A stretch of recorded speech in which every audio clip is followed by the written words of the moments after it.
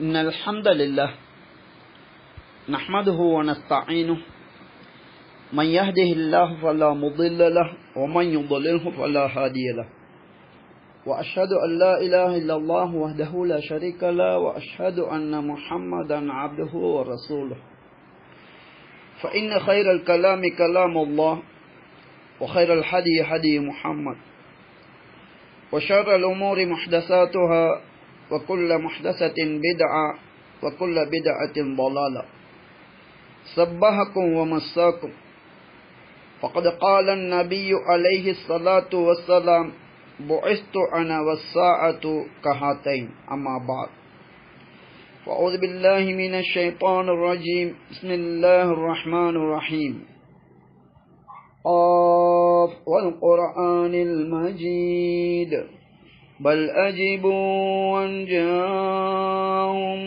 منذر منهم فقال الكافرون هذا شيء عجيب نحن أعلم بما يقولون وما أنت عليهم بجبار فذكر بالقرآن من يخاف وعيد அல்லாஹ்வை புகழ்ந்து அவன் தூதர் முஹம்மத் அலைஹி ஸலாத்து வஸ்ஸலாம் அவர்கள் மீதும் அவர்கள் கொண்டு வந்த சத்தியத்தை உளத் தூய்மையோடு பின்பற்றி மரணித்துவிட்ட முஸ்லிம்கள் இறுதி நாள் வரைக்கும் அதே சத்தியத்தை உளத் தூய்மையோடு பின்பற்றி அதிலிருந்து மரணிக்கவிருக்கின்ற முஸ்லிம்கள் இந்த அத்தனை முஸ்லிம்கள் மீதும் அல்லாஹ்வுடைய சாந்தி உண்டாவதாக. கண்ணியமிக்க அல்லாஹ் இந்த பூமியிலே எம்மை வாழச் செய்து இழந்துவிட்ட சுவனத்தை அடைவதென்றால் இப்படித்தான் நீங்கள் வாழ வேண்டும் என ஒரு வாழ்க்கை முறையை தந்திருக்கின்றான். என்னிடமிருந்து வரும் அந்த நேர்வழியை பின்பற்றுவோருக்கு அச்சமும் கவலையும் கிடையாது என அல்லாஹ் அல் குர்ஆனிலே கூறுகின்றான். இவ்வாறு கண்ணியமிக்க அந்த அல்லாஹ் அல் குர்ஆனிலே முஸ்லிம்களிலே ஆண்களும் பெண்களும் இருப்பது நாம் அனைவரும் அறிந்த விடயமாகும். பெண்களுக்குரிய முக்கிய ஒரு சட்டத்தை அல்லாஹ் அல் குர்ஆனிலே உபதேசிக்கின்றான். இதனை எப்படி நடைமுறைப்படுத்த வேண்டும் என்பதை நபி மூலம் நபி அவர்களால் வழிகாட்டப்பட்டு நபியின் காலத்து முஸ்லிமான பெண்கள் இதனை கடைபிடித்திருக்கின்றார்கள். இந்த பெண்களுக்குரிய அந்நிய ஆண்களுக்கு முன்னால் செல்லுகின்ற போது அவர்கள் கடைபிடிக்க வேண்டிய ஆடை குர்ஆனின் பாசையில் கூறுவதென்றால் ஹிஜாப் என்ற பருவ வயதை அடைந்த முஸ்லிமான பெண் அந்நிய ஆண்களை விட்டும் தம்மை மறைத்துக் கொள்ளுகின்ற இந்த ஆடை. இது பற்றிய உபதேசத்தை நின்று நாம் நினைவுபடுத்த விரும்புகின்றோம். கண்ணியமிக்க அல்லாஹ் 24வது அத்தியாயத்தின் 31வது வசனத்திலே இந்த முக்கிய சட்டம் பற்றி கூறுகின்றான். வலா யுப்தீன ஸீனத்தஹுன்ன இல்லா மா பஹர மின்ஹா. அந்த பெண்கள் தங்களது ஆடை அலங்காரத்தினின்றும் தானாக வெளிப்பட்டதை தவிர அவற்றை வெளிப்படுத்த வேண்டாம். வல்யضربن بخمرهن على جيوبهن. அவர்களது தலை முந்தானைகளால் அவர்களது மார்பகங்களை அவர்கள் மறைத்துக் கொள்ளட்டும். வலா யுப்தீன ஸீனத்தஹுன்ன. அவர்களது ஆடை அலங்காரங்களை பின்னால் வரக்கூடியவர்களை அன்றி, அதாவது மஹரமான ஆண்களை அன்றி அவர்களுக்கு காண்பிக்க வேண்டாம் என கூறி தொடர்கின்ற அல்லாஹ் அந்த வசனத்தின் இறுதியிலே وَلَا يَضْرِبْنَ بِأَرْجُلِهِنَّ لِيُعْلَمَ مَا يُخْفِينَ مِنْ زِينَتِهِنَّ. அவர்கள் மறைத்து வைத்திருக்கின்ற அந்த அலங்காரங்கள் அவற்றை வெளிப்படுத்தும் விதத்திலே அவர்கள் தங்களது கால்களை பூமியிலே தட்டவும் வேண்டாம். வதூபு இலல்லாஹ். ஜமீஆ, நீங்கள் அனைவரும் ஒட்டுமொத்தமாக அல்லாஹ்வின்பால் மீளுங்கள், தௌபா செய்யுங்கள். அய்யுஹல் முஃமினூன், விசுவாசிகளே, லஅல்லக்கும் துஃப்லிஹூன், நீங்கள் வெற்றி பெற வேண்டும் என்றால் இவ்வாறு அல்லாஹ்வின்பால் மீளுங்கள் என உபதேசித்து இந்த வசனத்தை அல்லாஹ் முடிக்கின்றான். இங்கே பெண்களுடைய ஆடை பற்றி நாம் பேசுவதற்கு காரணம், மாற்று மதத்தில் உள்ளவர்கள் கூட இந்த இஸ்லாமிய கொள்கையை நாம் கடைபிடிக்கின்ற போது எம்மோடு அவர்கள் கொள்கை ரீதியில் இணையாவிட்டாலும் எமது சரியான நடத்தைகள், தவறான நடத்தைகளை அவதானிக்கின்றார்கள். அந்த வகையிலே மாற்று மதத்து பெண் ஒருவர் கலிமா சொன்ன எமது சமூகத்தில் பல்வேறு பிரிவுகள், இயக்கங்கள், மதுஹபுகள், தரீகாக்கள் இருப்பதை பார்க்கின்றோம். நபியின் காலத்தில் நபியும் நபி தோழர்களும் இப்படித்தான் இருந்தார்களா என்றால் தெளிவான பதில் நிச்சயமாக கிடையாது. நபியின் தலைமைத்துவத்தில் ஒன்றுபட்ட ஒரு ஜமாஅத்தாக வஹியை மாத்திரம் பின்பற்றுகின்ற சுவனம் செல்லும் ஒரு கூட்டமாகத்தான் நபியும் நபி தோழர்களும் இருந்தார்கள். எனவேதான் அல்லாஹ் அவர்களுக்கு சுவனத்தை கொண்டு நன்மாராயம் கூறினான். அந்த நபி அவர்கள் பின்னால் தோன்றக்கூடிய, ஏற்படக்கூடிய நிலைகள் பற்றி தெளிவுபடுத்தினார்கள். 2 விடயங்கள் முக்கியமாக நினைவு கூறப்பட வேண்டியவை.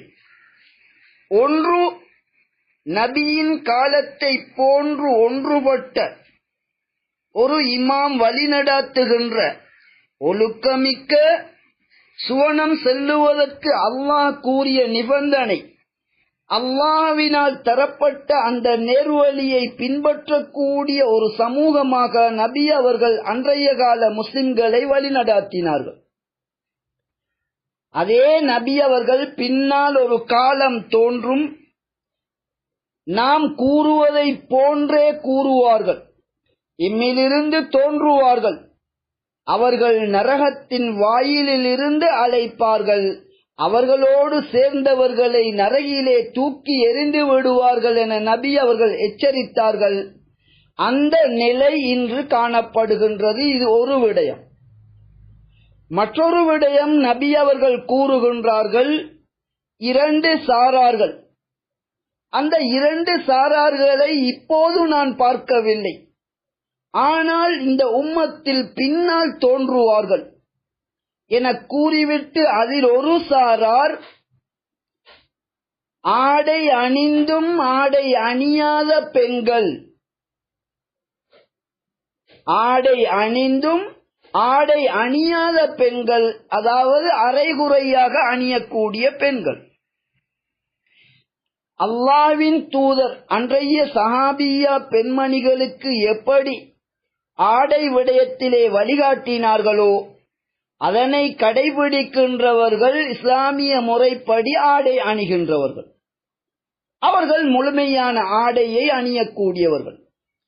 அதற்கு மாறுபட்டு அதிலே குறைவுகள் செய்து, ஆடைகள் இருந்தாலும் உடல்கள் தென்படும் விதத்திலே மெல்லிய ஆடைகள் அணிந்து, அல்லது ஒரு சில பகுதிகளை மறைத்து ஒரு சில பகுதிகளை திறந்து, இப்படி ஆடை அணிந்தும் ஆடை அணியாத ஒரு கூட்டம் இப்போது அவர்களை நான் பார்க்கவில்லை, பின்னால் தோன்றுவார்கள் என நபி அவர்கள் எச்சரித்தார்கள். அந்த விடயமும் இன்று கண்கூடாக நாம் காணக்கூடியதாக இருக்கின்றது. கலிமா சொல்லுகின்ற எமது சமூகத்து பெண்கள் இப்போது சற்று அதிகரித்திருந்தால் கூட மிகச் சொற்பமானவர்களே இஸ்லாமிய முறைப்படியான ஹிஜாப் அணிகின்றார்கள். மிக பெரும்பாலானவர்கள் ஒரு முஸ்லிமான பெண் அணிய வேண்டிய ஹிஜாபை அணிவதில்லை. இப்படி இருக்கும் நிலையிலே இந்த சமூகத்தின் பல்வேறு பிரிவுகளாக இருக்கின்ற நிலையில் ஒரு பிரிவை சேர்ந்த ஒரு ஆலிமிடம் மாற்று மதத்து பெண்ணொருவர் தனது நீண்டகால சந்தேகத்தை வெளிப்படுத்துகின்றார். அவர் என்ன கேட்டிருக்கின்றார் என்றால், நீண்ட காலம் எனக்கு இருக்கக்கூடிய சந்தேகம், உங்களுடைய பெண்கள் நாட்டுப்புறங்களில் உள்ளவர்கள், அவர்கள் பெரும்பாலும் இஸ்லாமிய ஆடையை கடைபிடிக்கின்றார்கள். மாற்று மதத்தவர்கள் அதிகமாக வாழுகின்ற பகுதிகளிலே, நகரங்களிலே உங்களது பெண்கள் வாழுகின்ற போது அவர்களில் அதிகமானவர்கள் இந்த இஸ்லாமிய ஆடையை கடைபிடிப்பதில்லை. அவர்களை நீங்கள் எவ்வாறு வழிநடாத்துகின்றீர்கள்? இதற்கு நீங்கள் மேற்கொள்ளக்கூடிய நடவடிக்கைகள் என்ன என்று அந்த பெண் ஒரு கேள்வியை தொடுக்கின்றார். இப்போது இதனோடு தொடர்புபட்ட ஒரு முஸ்லிமான பெண்ணின் ஹிஜாப் எப்படி அணிய வேண்டும் என்ற விடயத்தில் அந்த மனிதர் அதற்கு சில விளக்கங்களை கூறியிருக்கின்றார். அதற்கு அடுத்து இந்த பெண் கேட்ட கேள்விக்கும் பதில் வழங்கி இருக்கின்றார். இந்த இரண்டும் எந்த அளவு சரியானது என்று ஒரு கேள்வி இங்கு தொடுக்கப்பட்டுள்ளது. எனவே இஸ்லாமிய முக்கிய சட்டங்களில் ஒன்று, முஸ்லிமான பெண்கள் எப்படி ஹிஜாப் அணிய வேண்டும் என்பதை சுருக்கமாக இங்கு நினைவுபடுத்துகின்றோம்.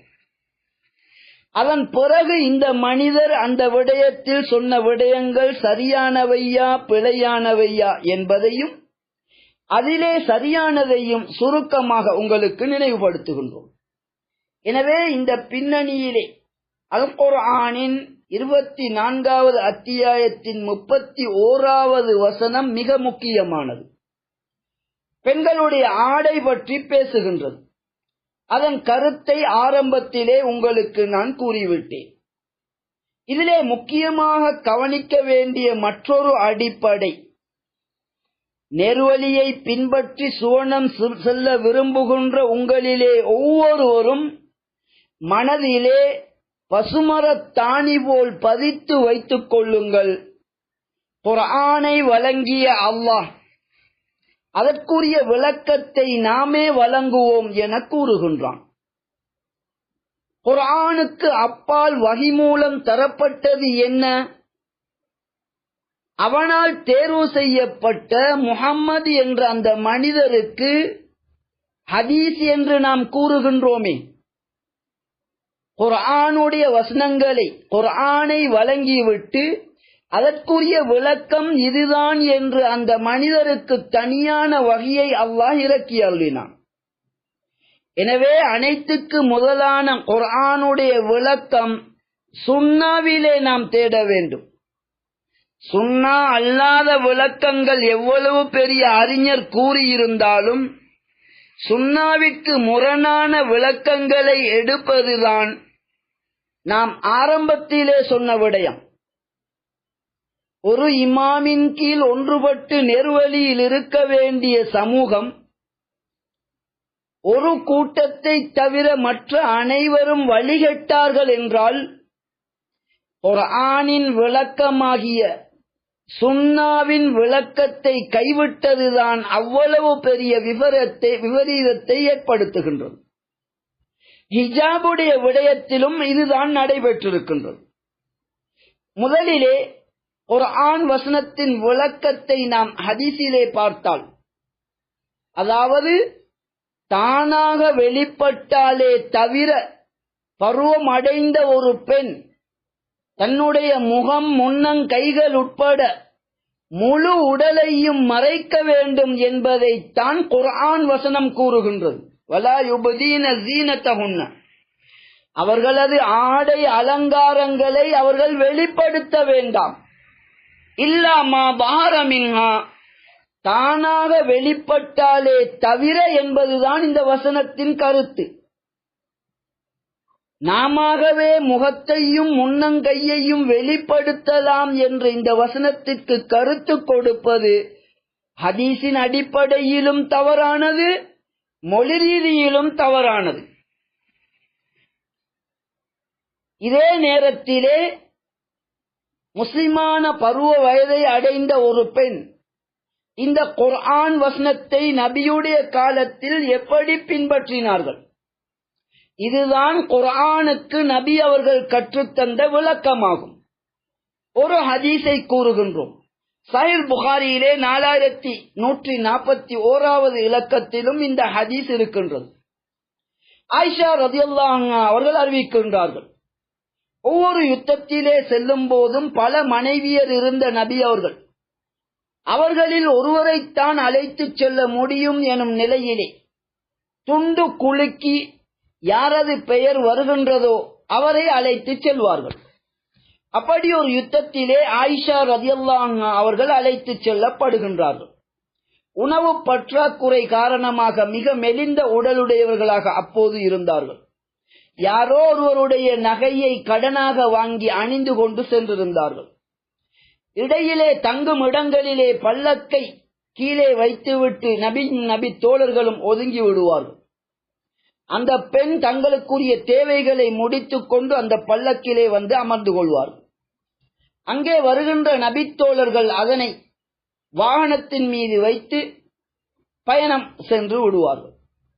இப்படி ஓரிடத்திலே தங்கிய போது ஆயிஷா ரலியல்லாஹு அன்ஹா அவர்களுடைய மாலை காணாமற் போனதன் காரணமாக அதனை தேடுவதிலே அவர்கள் அங்கே தங்கிவிட்டார்கள். நபியும் தோழர்களும் இந்த பல்லக்கில் தான் தங்களது மனைவி இருக்கின்றார்கள் என நினைத்து புறப்பட்டு விட்டார்கள். இப்படியான பின்னணியிலே விடுபடுகின்ற பொருட்களை சேர்த்து வருவதற்காக சஃப்வான் பின் முஅத்தல் என்ற ஒரு நபித்தோழரை நபி அவர்கள் நியமித்திருந்தார்கள்.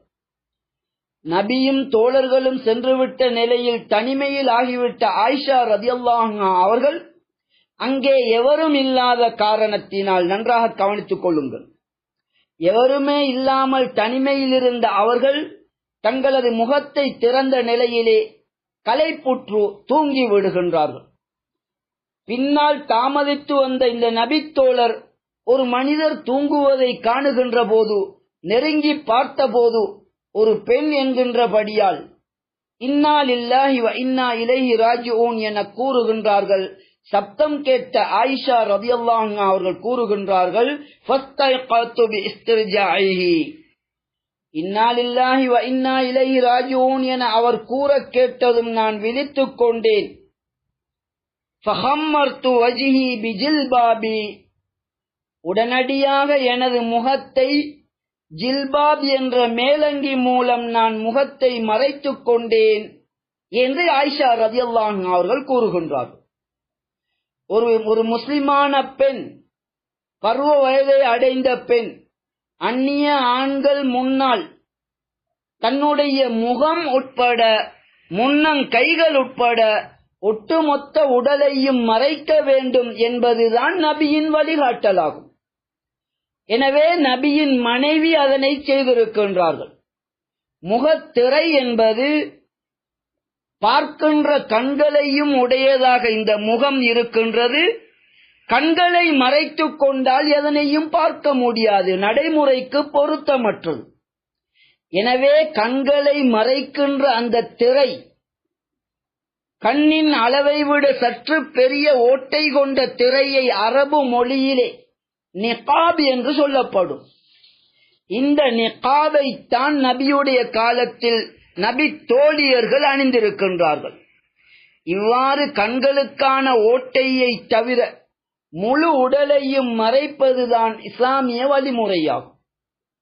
இப்படி மறைப்பதை குர்ஆனிலே தலை முந்தானிகள் மார்பகங்களை தாண்ட வேண்டும், மறைக்க வேண்டும் என சுருக்கமாக கூறப்பட்ட விடயம். தலையிலிருந்து மார்பகங்களை தாண்டி இடுப்பு வரைக்கும் தொங்குகின்ற அல்லது அதனை விட சற்று நீளமான ஆடையை ஜில்பாப் என்று கூறப்படும். இது நபியின் காலத்து முஸ்லிமான பெண்கள் ஆரம்பித்து வைத்த விடயம். இன்று வரைக்கும் அது தொடர்ந்து கொண்டிருக்கின்றது. இது வெறுமனே கலாச்சாரமோ அல்லது வசதிக்காக ஆரம்பித்து வைக்கப்பட்ட விடயமோ கிடையாது.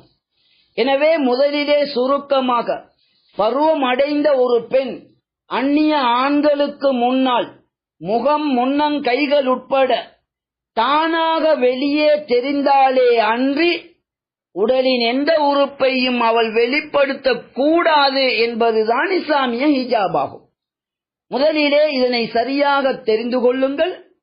அதன் பிறகு இந்த விடயத்தில் இது பற்றி பேசிய இந்த மனிதர் 2 முக்கிய தவறுகளை இழைத்திருக்கின்றார். ஒன்று, முகம், முன்னங்கை, கரண்டை காலுக்கு கீழுள்ள கால் பகுதிகள் இவற்றை அந்நிய ஆண்கள் முன்னால் திறக்கலாம் என கூறியிருக்கின்றார். 100% தவறானது. குர்ஆனிலோ சஹீஹான ஹதீஸிலோ ஆதாரம் கிடையாது. இரண்டாவது விடயம், பெண்கள் அணிகின்ற தங்களை அலங்கரித்துக் கொள்ளுகின்ற ஆடைகள் இவற்றையே ஹிஜாபாக்கிக் கொள்ளலாம் என்ற கருத்தையும் இவர் கூறியிருக்கின்றார். அதுவும் முற்றிலும் தவறானது. வசதிக்காகத்தான் இன்று அணிகின்ற ஜில்பாப் உட்பட அபாயா போன்ற ஆடைகள் அணியப்படுகின்றது என்ற மிக மோசமான கருத்தை கூறியிருக்கின்றார். இங்கே நாம் ஹதீஸ் மூலம் தெளிவுபடுத்தி இருக்கின்றோம். நபியின் காலத்திலேயே நபி அவர்களால் வழிகாட்டப்பட்ட சஹாபியா பெண்மணிகள் தலையிலிருந்து மார்பகங்களை தாண்டி அதன் கீழே தொங்கக்கூடிய பெரிய அந்த ஆடை ஜில்பாப் என்ற அந்த மேலங்கி, அதனை நபியுடைய காலத்திலிருந்து அணிந்து வந்திருக்கின்றார்கள். நபியின் காலம் என்பது வஹி மூலம் வழிகாட்டப்படுகின்ற காலம்.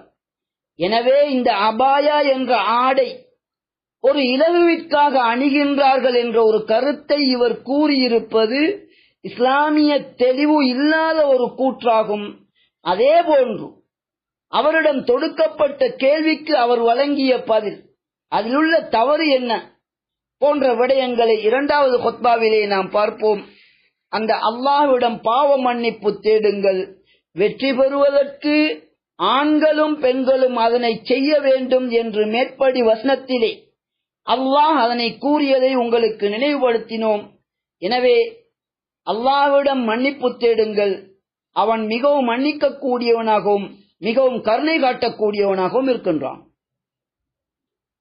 இன்னல் ஹம்தலில்லாஹி நஹ்மதுஹு வ நஸ்தஈனுஹு மன் யஹ்திஹில்லாஹு ஃபலா முضل லஹு வ மன் யுضللஹு ஃபலா ஹாதிய லஹு வ அஷ்ஹது அன் லா இலாஹா இல்லல்லாஹு வஹ்தஹு லா ஷரீக லஹு வ அஷ்ஹது அன்ன முஹம்மதன் அப்துஹு வ ரசூலுஹு فإن خير الكلام كلام الله وخير الهدي هدي محمد وشر الأمور محدثاتها وكل محدثة بدعة وكل بدعة ضلالة أما بعد.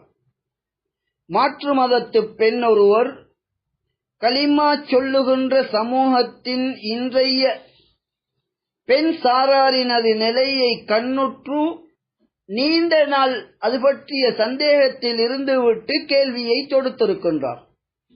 நாட்டுப்புறங்களில் உள்ளவர்கள் இஸ்லாமிய ஆடையை கடைபிடிக்கின்ற அதே நேரம் கொழும்பு போன்ற மாற்று மதத்தினர் அதிகம் வாழுகின்ற பகுதிகளில் வாழக்கூடிய பெண்கள் இவற்றை கடைபிடிப்பதில்லையே, இவர்களுக்கு நீங்கள் எவ்வாறு வழிகாட்டுகின்றீர்கள் என்றுதான் அந்த மாற்று மதத்து பெண் கேள்வி தொடுத்திருக்கின்றார்.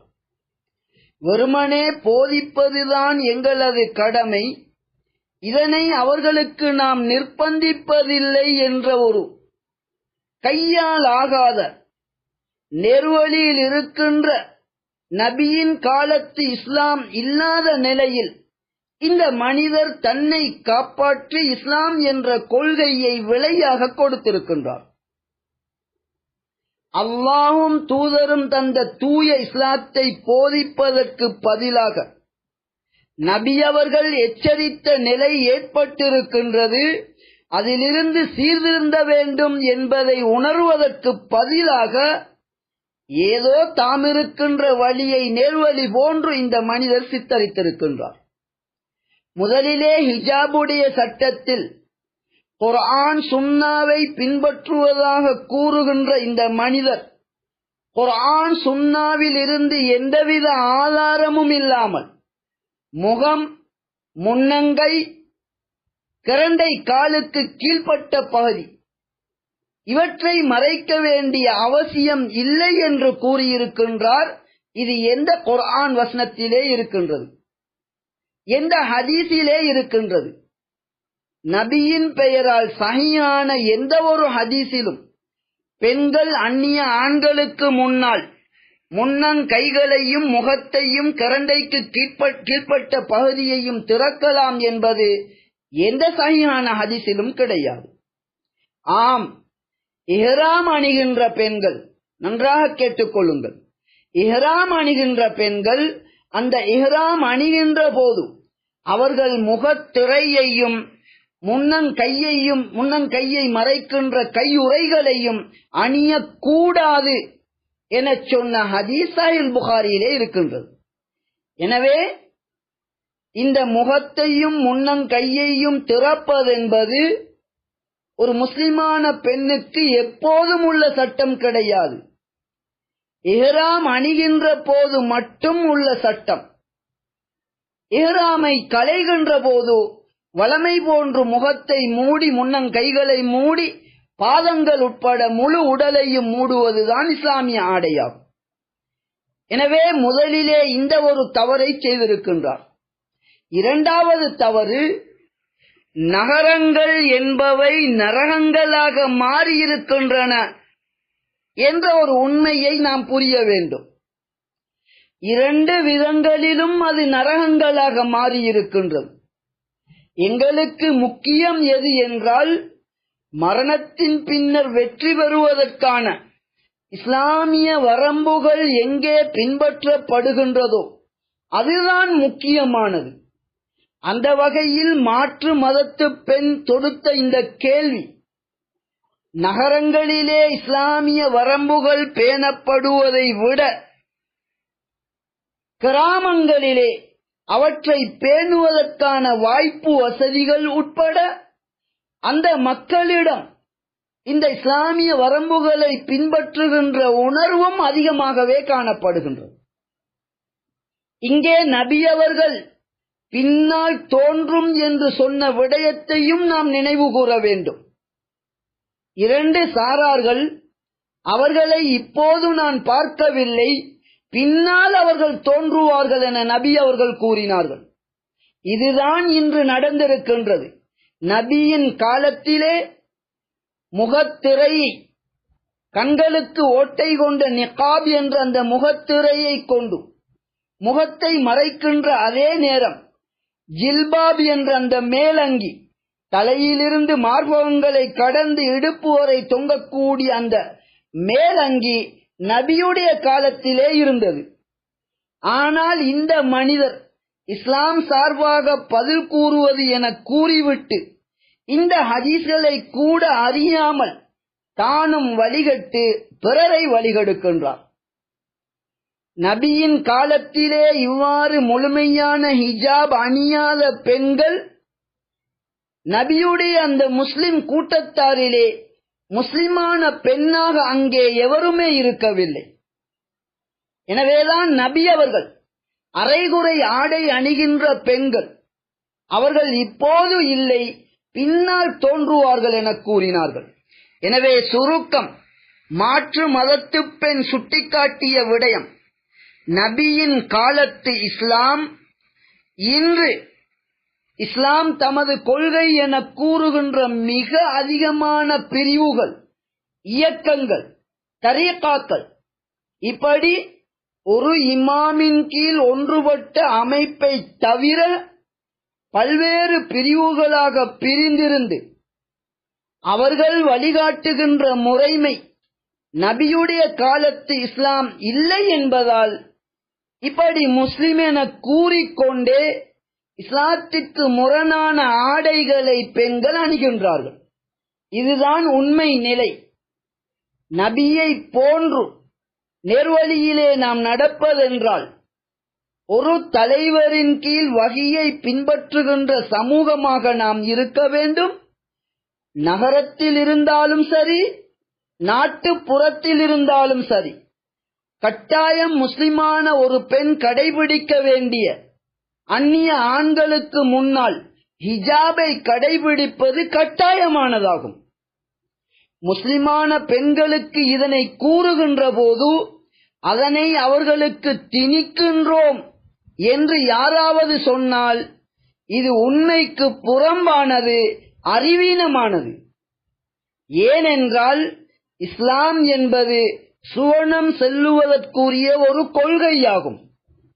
பருவ வயதை அடைகின்ற போது ஒரு முஸ்லிமுடைய பிள்ளையாக இருந்தால் கூட பருவ வயதை அடைகின்ற ஒவ்வொருவரும் இஸ்லாம் என்ற கொள்கையை நான் ஏற்கின்றேன் என்று உடன்படிக்கை செய்ய வேண்டும்.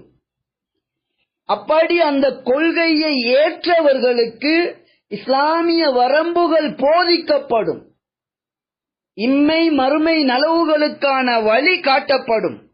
எனவே முஸ்லிமான பருவ வயதை அடைந்த எந்தவொரு முஸ்லிமான பெண்ணும் நபியின் காலத்து இஸ்லாத்தை பின்பற்றுவதென்றால் ஒரு இமாமின் கீழ் அவள் இஸ்லாம் என்ற கொள்கையை ஏற்றிருக்க வேண்டும். நபியின் காலத்து முஸ்லிமான பெண்கள் அந்நிய ஆண்களுக்கு முன்னால் எப்படி தங்களை முழுமையாக மறைத்தார்களோ அதே போன்று இந்த பெண்ணும் ஆடை அணிய வேண்டும். அவ்வாறு செய்யாதவர்கள், அரைகுறையாக ஆடை அணிகின்றவர்கள் சுவனத்தின் வாடையை கூட நுகர மாட்டார்கள் என்று நபி அவர்கள் கூறினார்கள். சஹீஹ் முஸ்லிமிலே இந்த ஹதீஸ் காணப்படுகின்றது. எனவே மாற்று மதத்து பெண்ணொருவர் எமது சமூகத்திலே வழிதவறி செல்லும் இந்த சமூகத்தை சிந்திக்க வைத்திருக்கின்றார். அதற்கு இந்த மனிதர் வழங்கிய பதில் சரியா என்று கேட்டால் மிக பிழையானது. அவரிடம் நபியின் காலத்து இஸ்லாம் பற்றிய அறிவு கிடையாது. எனவே தனியொரு பிரிவாக இருந்து இஸ்லாம் என நினைத்து தவறான 2 விடயங்களை இங்கே கூறியிருக்கின்றார். உண்மையான இஸ்லாமிய சமூகத்தில் வாழுகின்ற பெண்கள் நபியுடைய காலத்தை போன்று அந்நிய ஆண்களுக்கு முன்னால் கண்களை தவிர ஒட்டுமொத்த உடலையும் மறைப்பதுதான் இஸ்லாமிய ஆடையாகும். அனைத்து முஸ்லிமான பெண்களும் கண்டிப்பாக இதனை கடைபிடிக்க வேண்டும். முஸ்லிமென கூறியதன் பிறகும் அரைகுறையாக ஆடை அணிந்தால் அவர்கள் சுவனத்தின் வாடையை நுகரமாட்டார்கள் என்பது வஹி மூலம் பேசுகின்ற நாம் அனைவரும் ஏற்றுக்கொண்ட இறுதி தூதரின் எச்சரிக்கையாகும். எனவே முஸ்லிமான பெண்கள் தாங்கள் ஏற்றுக்கொண்ட ஒரே தலைமைத்துவம், அந்த தலைமைத்துவத்தின் கீழ் இந்த இஸ்லாமிய ஆடையை கடைபிடிப்பது கட்டாயமானதாகும். இதனை நிர்பந்திக்கப்படுகின்றது என்று ஒருபோதும் கூற முடியாது. ஏனென்றால் இஸ்லாமிய வரம்புகளை நான் ஏற்று பின்பற்ற உடன்படுகின்றேன் என்று உடன்படிக்கை செய்வதன் மூலம்தான் முஸ்லிமான ஆணாக இருந்தாலும் பெண்ணாக இருந்தாலும் அவர்கள் சுவனம் செல்லுகின்ற நபியின் காலத்து நேர்வழியிலே நுழைகின்றார்கள். இஸ்லாமிய சட்டங்களை ஏற்றுக்கொள்வேன் என கூறியதன் பிறகு அதன் சரியான சட்டத்தை சொல்லி அதனை பின்பற்றுவதற்கு வழிவகுப்பதென்பது ஒருபோதும் இஸ்லாத்தை நிர்பந்திப்பது கிடையாது என்பதை தெளிவாக நாம் புரிந்து கொள்ள வேண்டும். எனவே குர்ஆனையும் அதன் விளக்க உரையான சுன்னாவின்படி நபியின் காலத்து இஸ்லாத்தை குர்ஆன் சுன்னாவிலிருந்து படிக்க வேண்டும்.